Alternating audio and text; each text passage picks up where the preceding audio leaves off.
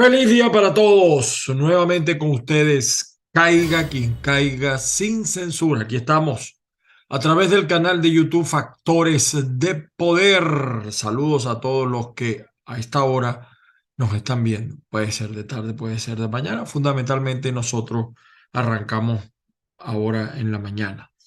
Como siempre, estamos también a través de avilaradioonline.com digitalmente para todo el planeta Tierra y estamos también a través de azúcarfm.com para el público hispano en Europa desde Lisboa, Portugal. Saludos allá a Ray Castillo en Portugal. Las bendiciones del Padre Celestial para todos y cada uno y que la fuerza, mucha fuerza a los venezolanos que están en nuestra patria y a los que estamos fuera, que también padecemos y sufrimos. No tanto como los que están allá. De verdad que acompaño porque tengo familia allá en lo que está pasando en Venezuela. Y fíjense que hoy queremos seguir insistiendo en un tema porque las cosas no se solucionan por obra y gracia del Espíritu Santo. Hay que tener un plan. Hay que tener una idea, hay que tener una visión de las cosas, porque esto no es el maná que cae del cielo. Y cuando nosotros vemos los 24 años que tenemos de esto que llaman gobierno en manos del chavismo, entendemos por qué, por ejemplo, no hay gasolina, por qué no hay agua, por qué la inseguridad está en todos lados, por qué hay mafias instaladas en cada región, por qué gobierna la guerrilla, por qué gobierna el narcotráfico con labores de gobierno, por qué pasó lo de Tarek El Aissami y no hay explicación ninguna sobre su paradero. Nosotros hasta hace 2, 3 días estaba todavía en Venezuela y empiezan los rumores, la corrupción desatada, se dice que va a caer el gobernador de Falcón y hay otros que están callados, que no aparecen, Castro Soteldo, que con también los casos de corrupción que los rodean a él y a su familia, a sus hermanos, a su hermano, y así en cada estado, en el Zulia, Fidel Madroñero, el señor Pedro Carroña, perdón, Carreño,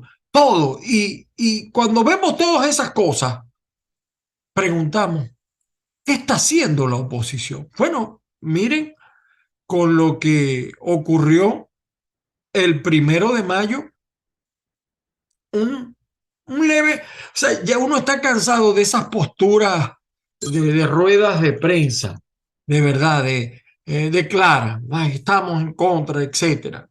Y ahora vemos la reacción del gobierno con lo de Citgo y se pone más lejos el diálogo, se pone más lejos tener unas elecciones transparentes, que uno pueda verificar, que uno sienta paz, tranquilidad con una Fuerza Armada roja, rojita, pero hay problemas dentro de la Fuerza Armada, pero la oposición sigue sin hablarle, aunque muchos se molesten. No toda la Fuerza Armada está contaminada, señor.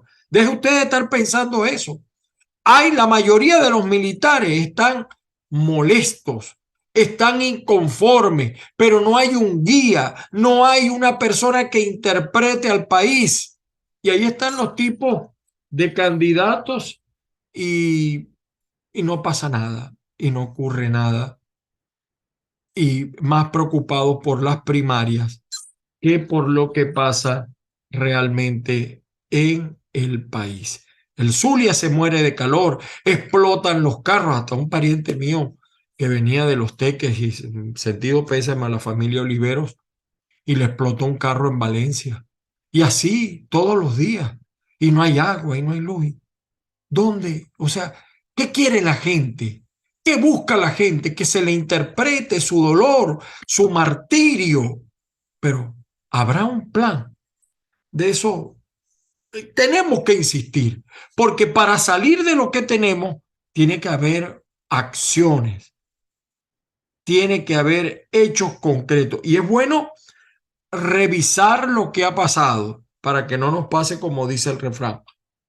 El que no sabe de la historia, el que no conoce lo que pasó, los hechos, está obligado a repetir y venimos de error en error.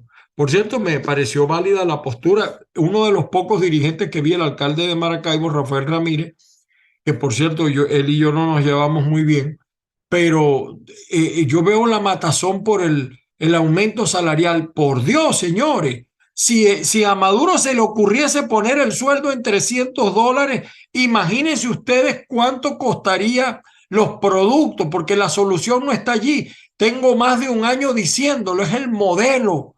El modelo, se lo he dicho a los sindicalistas, dejen de estar jugando al protagonismo y pidan cambio de modelo. El alcalde Ramírez lo dijo muy claro. Vamos a analizar eso en estos minutos. Les pido paciencia, les pido paciencia. Los argumentos que tengo son válidos. Antes de que vengan los payasos laboratorios, que no tienes pruebas. En una dictadura, ¿qué pruebas vas a tener? En un régimen como el de Venezuela, donde no han dado explicaciones de los números, donde no se sabe dónde está Tarek El Aizami, ni hay auditoría de nada, pero hay argumentos y hay hechos. Y de eso vamos a hablar en los próximos minutos. Y es que resulta increíble que a esta altura del proceso, que a esta altura del desastre, aún no se conozca cómo opera el G2 cubano, que algunos creen que es una fantasía, sigan creyendo que es una fantasía, y ahí están los hechos, ahí está lo que pasó en Lecherías, y me llamaron loco cuando yo lo señalé. Explosión de gases no fue. Eso fue una explosión, puede ser un dron, puede ser una bomba, pero explosión de gases no fue. Hoy algunos han señalado que el tipo vive en Estados Unidos, que es un producto de es un mensaje que están dando el Hezbollah. No creemos en la presencia de Hezbollah, pero lo que ha pasado en el estado Bolívar lo desconocemos, lo que ha pasado en Margarita, lo que ha pasado en otras partes, que la guerrilla incluso en algunos estados ha sustituido a la policía y seguimos sin creer. O sea, es increíble. Que veamos, mire, yo estoy sorprendido cómo alguna gente, yo me imagino que por el Bill Metal, sale a apoyar a todas luces lo que es un arma de Jorge Rodríguez, el Calígula. En otro programa, a lo mejor esta semana, mañana les presento por qué le dicen Calígula a Jorge Rodríguez. El conde, que fue mejor el conde que Benjamín. Es un invento, es un arma del chavismo, de Jorge Rodríguez, y que haya gente que diga, mira, porque nada más hay que oírlo hablar para saber lo que es, lo que piensa. O sea, el peor desastre para Venezuela es caer en manos de un tipo como ese, sin ninguna formación, sin ninguna preparación. Y algunos dicen, no, pero hemos tenido gente preparada. Tuvimos gente preparada y estábamos mejor que ahora. Había fallas, había errores, pero estábamos mejor que ahora. Ahora, se cometieron errores fatales en el pasado. Los que no debieron ganar, ganaron. En el 98 no debió ganar Hugo Chávez y se despreció a un gerente como era el señor Salas Romer. Y así ha pasado. Entonces es increíble que a estas alturas del proceso, aún a muchos le parezca una fantasía estas cosas que uno dice de verdad. Por eso es que en esta tercera parte, yo diría tercera parte, sí, me sigo preguntando, ¿tiene la oposición venezolana un plan? Por ejemplo, los agentes de contrainteligencia. ¿Qué son los agentes de contrainteligencia? Son individuos, células, centros, organismos, maquinaria, que están dirigidos a detectar, a evaluar, a analizar, a engañar, a manipular, a tergiversar, a contrarrestar, a neutralizar a aquellos elementos considerados por ellos como potenciales amenazas o enemigos. Estos agentes realizan actividades de espionaje, contrasubversión, contraterrorismo en territorio nacional o extranjero. Cuba es especialista en ese tema. Los países como Irán, Turquía, Israel son especialistas en ese tema. Los procesos de contrainteligencia tienen las mismas fases que los procesos de inteligencia, igualito.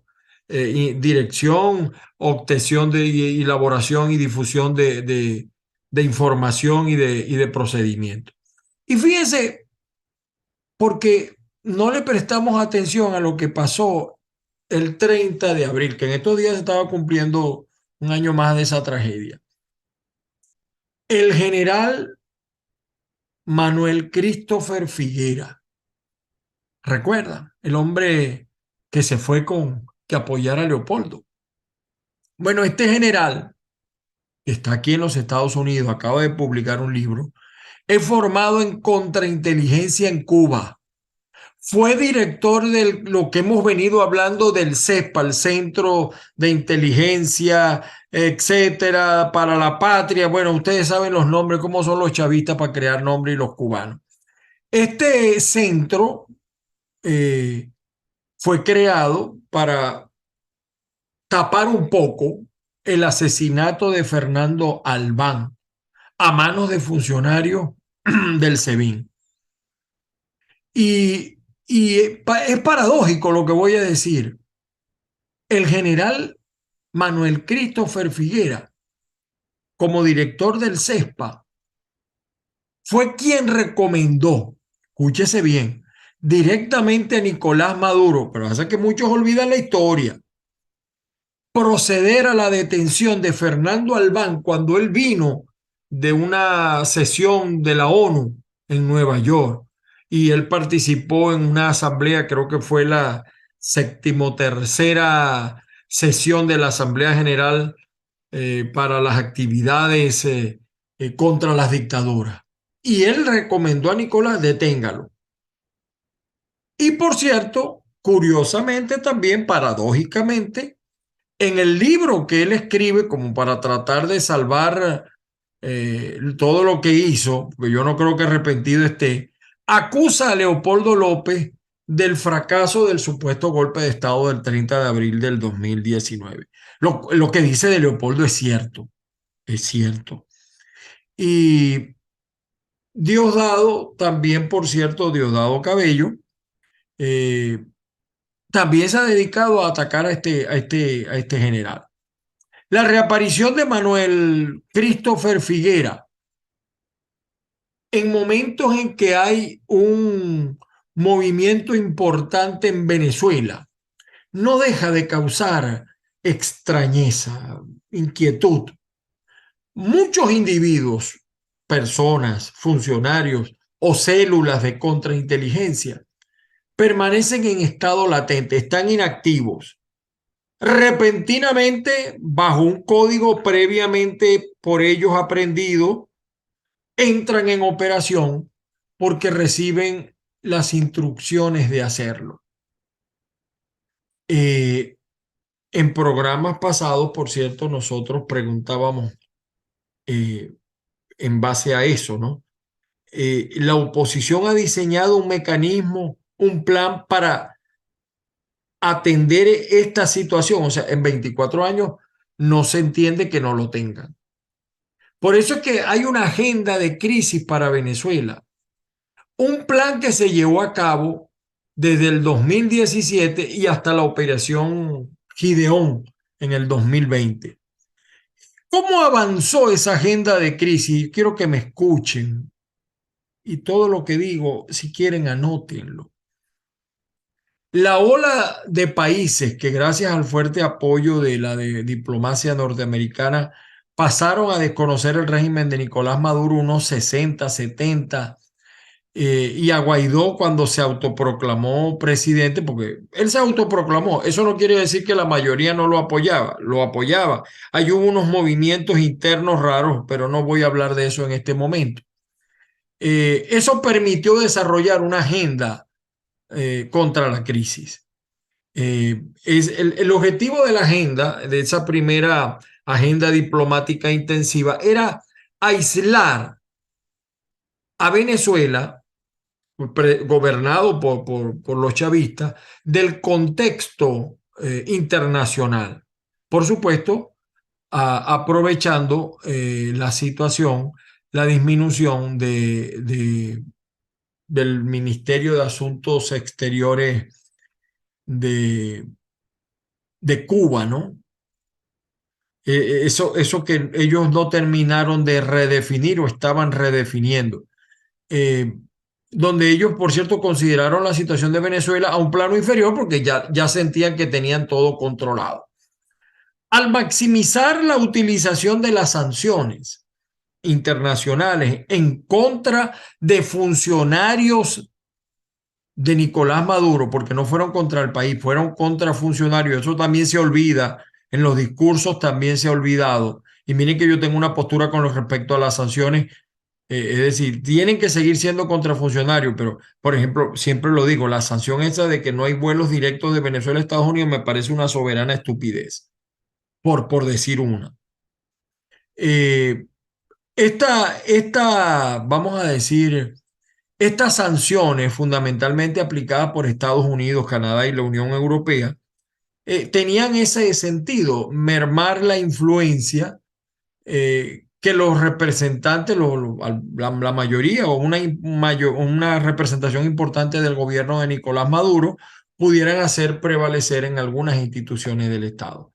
Pero otro nivel de sanciones internacionales en contra del gobierno ilegítimo y legal, pero gobierno al fin de Nicolás Maduro, tendría como objetivo disminuir la capacidad operativa de las instituciones controladas por el gobierno de Nicolás, tomando en cuenta pues que la estructura del Estado controlaba de alguna manera el sistema eh, de opresión, o sea, era el que eh, imprimía el miedo, el terror.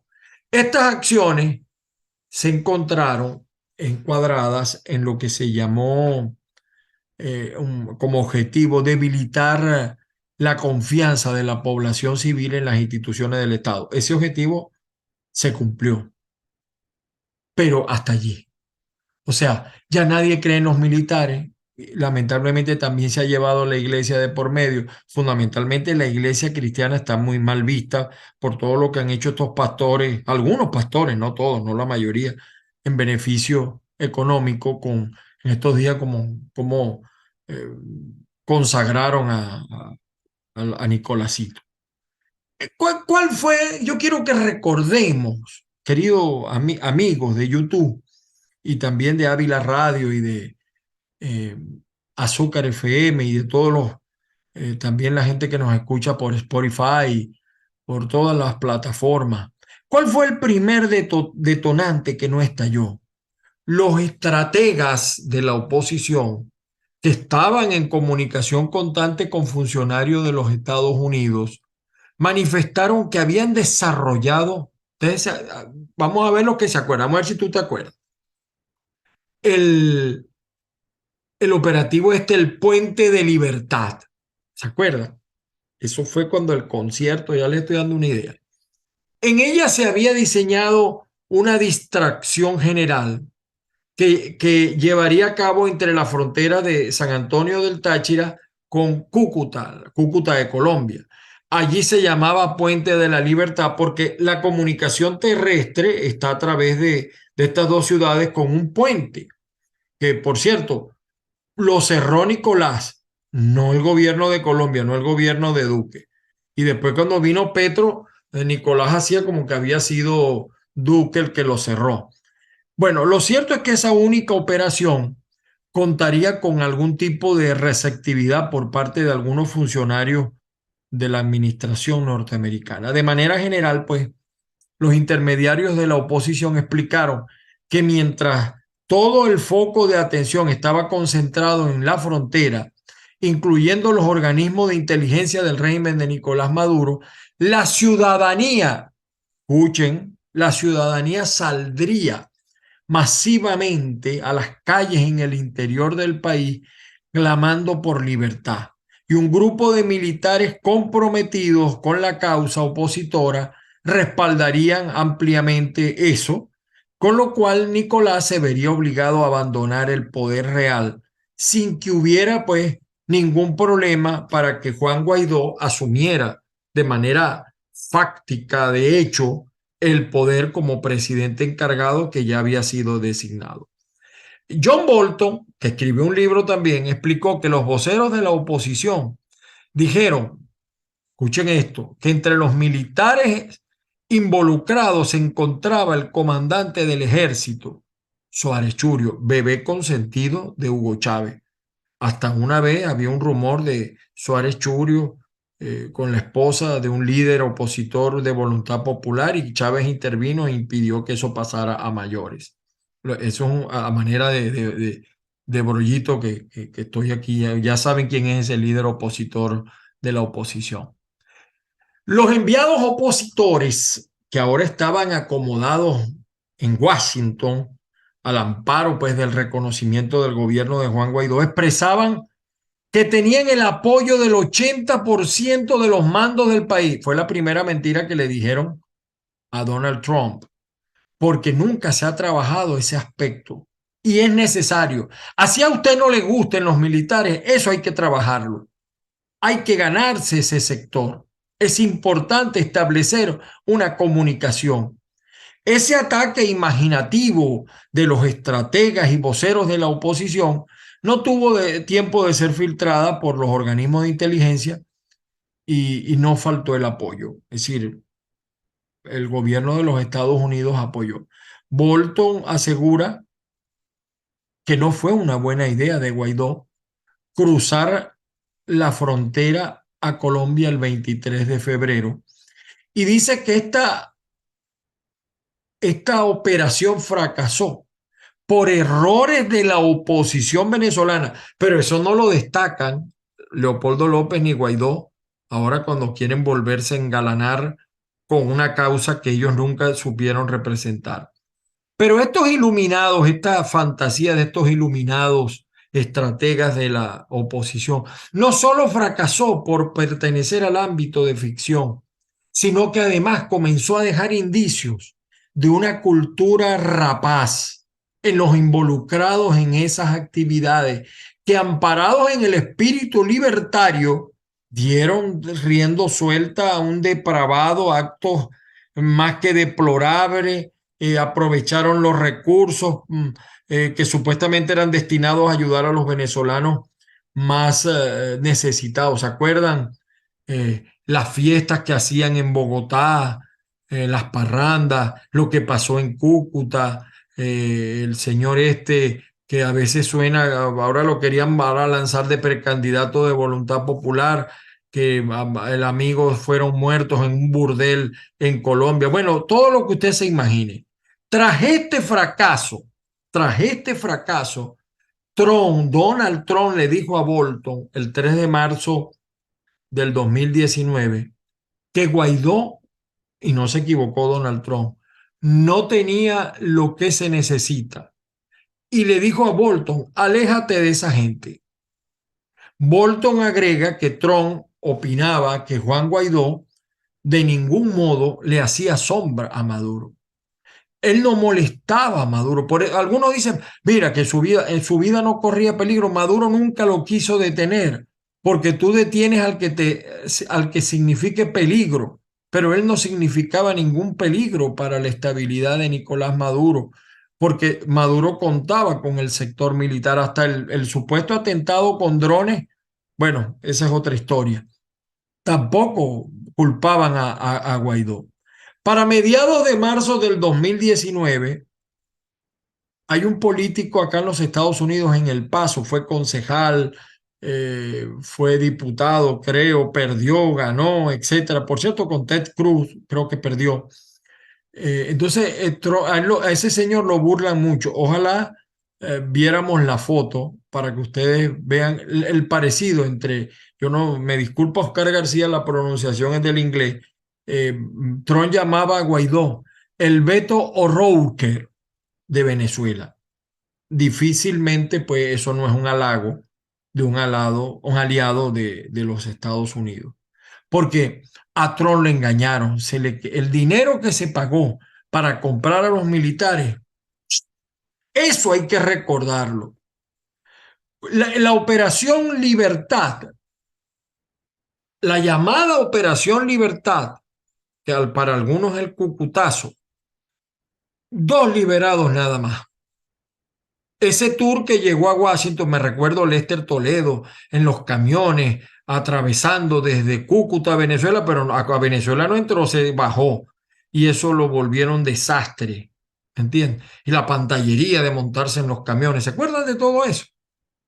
Bueno, con una estrambótica visita de la esposa de Juan Guaidó a Washington, con la foto de Trump incluida, y un grupo de interlocutores, llega con un planteamiento, la esposa de Guaidó, el tour, algunos le dicen el tour de la vanidad a Washington, con un planteamiento pues, a los asesores de la Casa Blanca, la llamada Operación Libertad, excusándose pues en la suficiente falta de preparación para la Operación Puente de la Libertad, que vuelvo y repito, la gente conoce como el Cucutazo. Los enviados especiales pues explicaron a los funcionarios de Estados Unidos que tenían previsto un nuevo plan, la Operación Libertad, o sea, pero sin el puente de la libertad, porque eso fracasó. En ese plan, los funcionarios militares comprometidos con la causa democrática en un riesgoso operativo liberarían a Leopoldo López, lo cual ocurrió, el máximo dirigente de Voluntad Popular. En la versión de esos voceros de la oposición, y muchos participaron, hoy se olvidan, era un indiscutido líder que arrastraba a las masas populares en el país y que al parecer en los medios de comunicación, después de ser liberado, la gente iba a salir a la calle masivamente y con los apoyos de los militares, Maduro sería derrocado. En esa oportunidad, en esa oportunidad, pues la prueba fehaciente de respaldo de los militares se concentró solamente en un intercambio de comunicaciones con el general Manuel Christopher Figuera, entendiendo que el hecho de que el señor Leopoldo López si era un dirigente conocido, los asesores vieron igualmente algún tipo, es decir, los americanos, bueno, sí, el tipo es conocido, tuvo preso, bastante bulla que hizo cuando decía, Lilian, me están torturando, y no lo estaban torturando un carajo, tenía hasta internet, salió más fuerte, más, fue una cosa paradójica. Los tipos creyeron, los americanos creyeron, volvieron a caer en la trampa.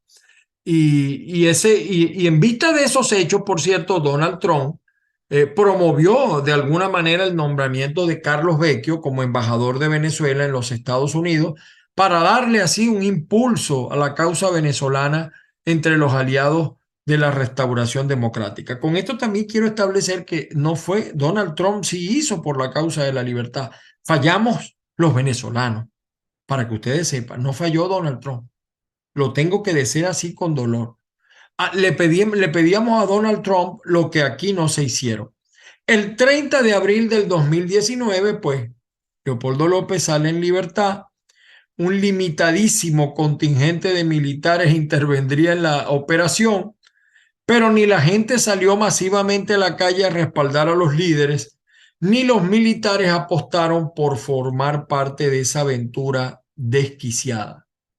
Es decir, no logramos convencer al factor militar. Nuevamente, pues, la narrativa fantástica de los iluminados estrategas de la oposición había traído como consecuencia un fracaso de la Operación Libertad. Pero Leopoldo López sí saldría del cautiverio o rumbo al exilio, acompañado de su liberador, un militar formado en contrainteligencia en Cuba, el señor Manuel Christopher Figuera. Ahora bien, hay una acción preventiva. En esa agenda de crisis se consideraba altamente recomendable emplear recursos, esfuerzos en adelantar acciones basadas un poco en lo que eh, policía de acciones preventivas, más, el término en inglés no lo sé pronunciar.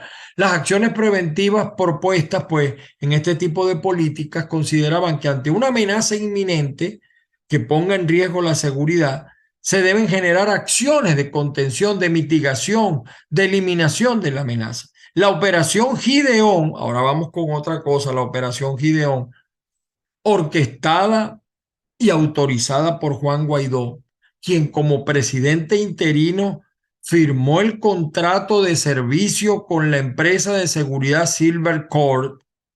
Al frente de esa empresa estaba Jordan Goudreau, donde aparecen las rúbricas de Sergio Vergara. ¿Qué será de la vida de Sergio Vergara? Ese era uno de los niños consentidos de Guaidó.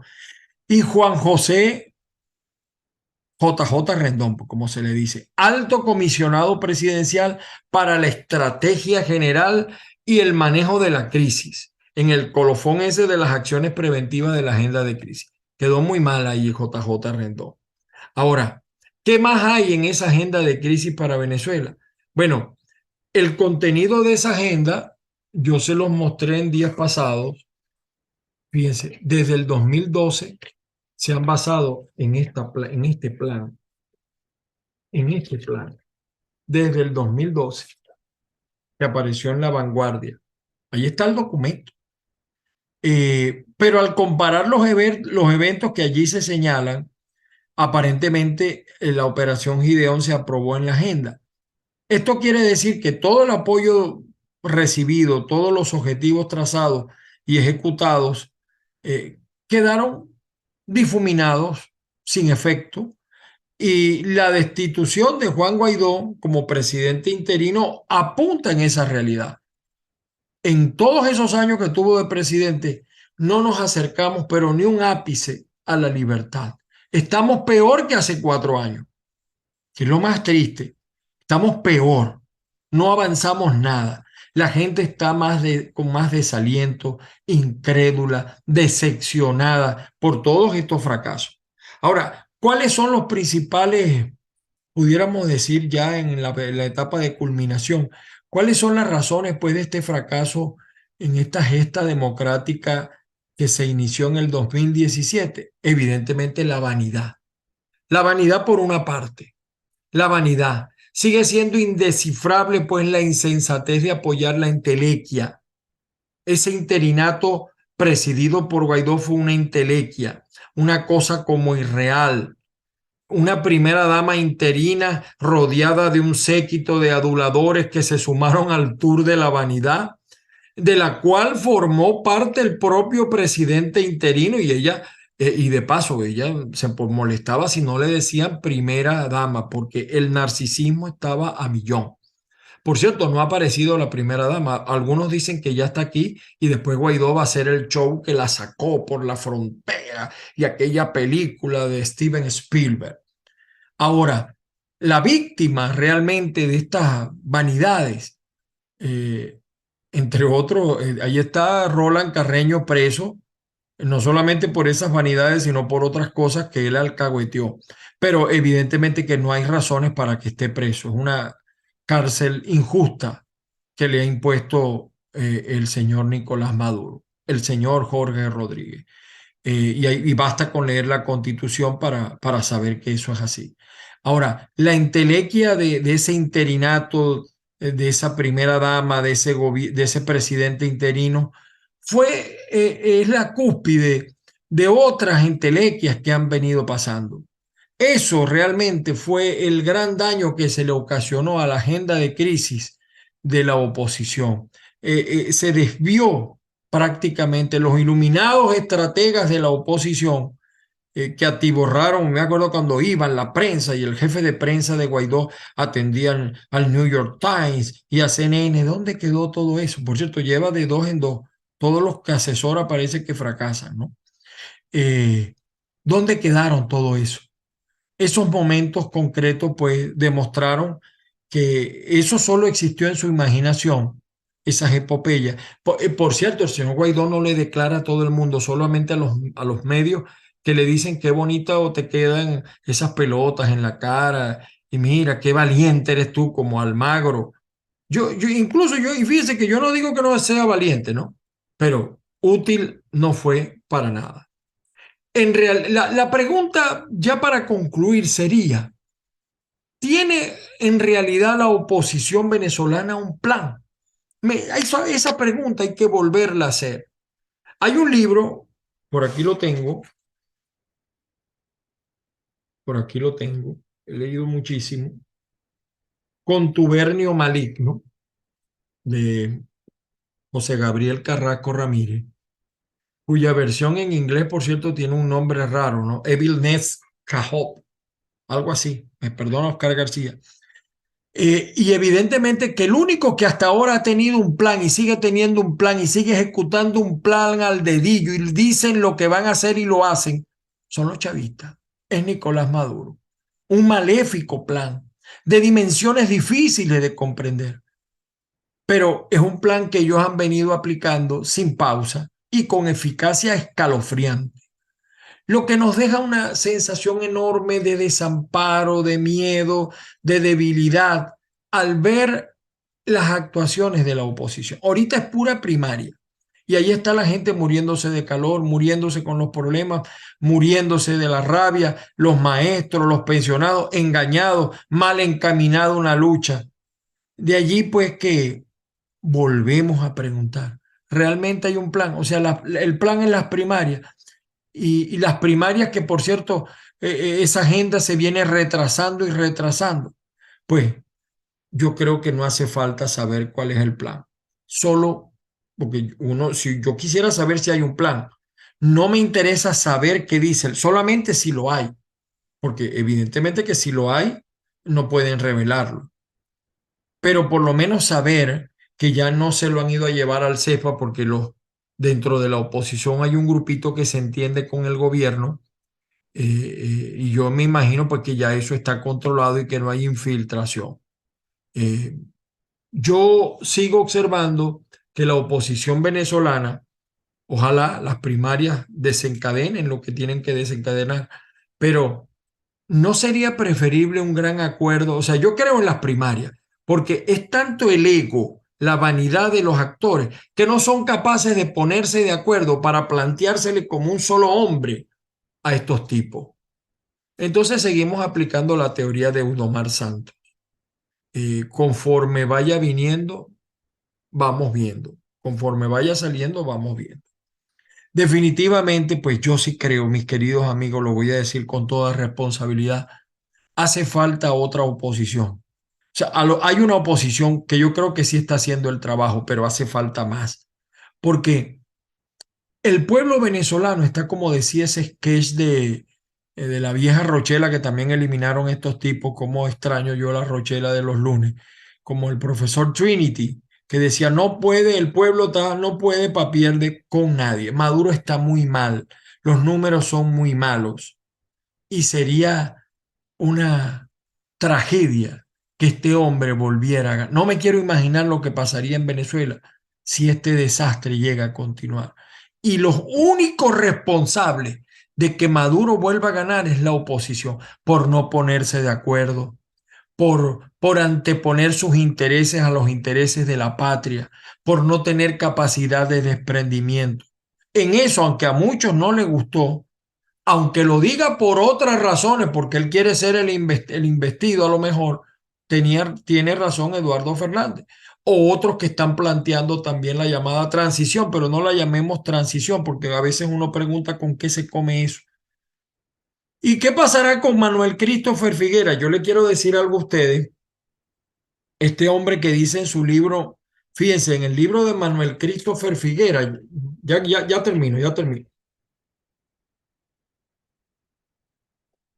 Él no habla de Tarek El Aissami, que es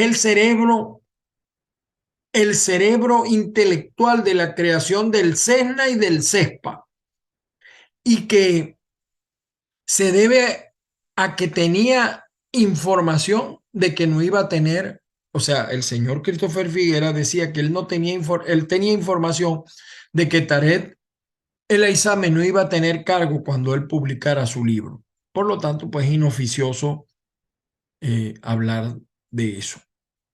Cuando digo así, estas cosas, pues me acuerdo un poco de los nuevos inventos de Jorge Rodríguez. Vamos a revisar por qué tampoco hace referencia Manuel Christopher Figuera en su libro a Jorge Rodríguez, el hombre que es muy bueno para lo malo y muy malo para lo bueno. ¿Y por qué razones en la DGCIN En la DG5, con eso concluyo el día de hoy, le dicen a Jorge Rodríguez el Calígula. ¿Por qué le dicen así? ¿Qué sueño tiene ese hombre? ¿Qué acciones? ¿Por qué le dicen Calígula? Será en un próximo programa. Las bendiciones del Padre Celestial para todos y cada uno. Que la fuerza nos acompañe y ojalá la oposición tenga un plan. Más allá de las primarias, no merecemos los venezolanos, de verdad, lo digo, la oposición que tenemos. Los únicos culpables de que Maduro esté allí, lo digo como lo dije en otros programas, es la oposición. En la medida que se mejore la oposición, en la medida que avance la oposición, este régimen puede llegar a su final, mis queridos amigos. Feliz día para todos. Hasta una nueva oportunidad.